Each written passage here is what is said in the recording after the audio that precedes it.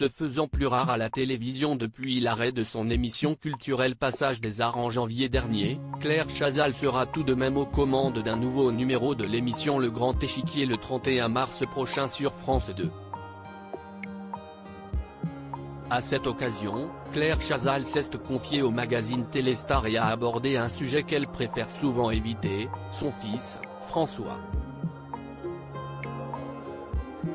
Elle l'a notamment cité en exemple d'une génération préoccupée par des sujets différents de la sienne, tels que l'écologie. « Il m'arrive d'en parler avec lui mais ce n'est pas notre principal sujet de conversation », a-t-elle dévoilé.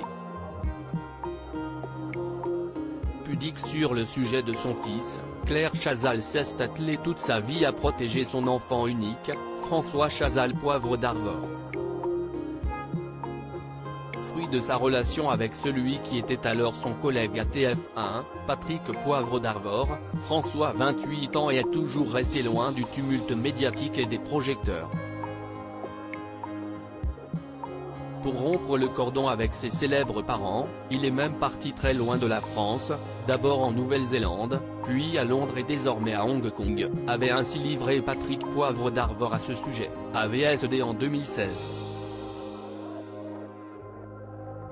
L'évolution physique de Claire Chazal se verrait bien ministre aux commandes de Passage des Arts sur France 2 depuis 2019, la journaliste a été contrainte de rendre l'antenne le 15 janvier dernier. Le remplacement de son émission par un magazine de cinéma, incarné par Pierre Lescure, n'a pas été facile à avaler pour l'ancienne star du 20h de TF1. Suite à l'arrêt de Passage des Arts, Claire Chazal, connue pour être une acharnée de travail, n'a eu d'autre choix que de réfléchir à la suite de sa carrière. Selon certains de ses proches, l'ex de Patrick Poivre d'Arvor se verrait bien évoluer en politique. Mais attention, pas n'importe où, à un poste bien précis. Elle est prête à accepter le ministère de la Culture si on le lui propose un jour, a confié une source, dans les colonnes de Gala, en janvier dernier. Des rumeurs lui attribuant à terme ce ministère avaient déjà circulé par le passé, et la principale intéressée, si elle les avait démenties, n'avait pas caché son intérêt pour le poste.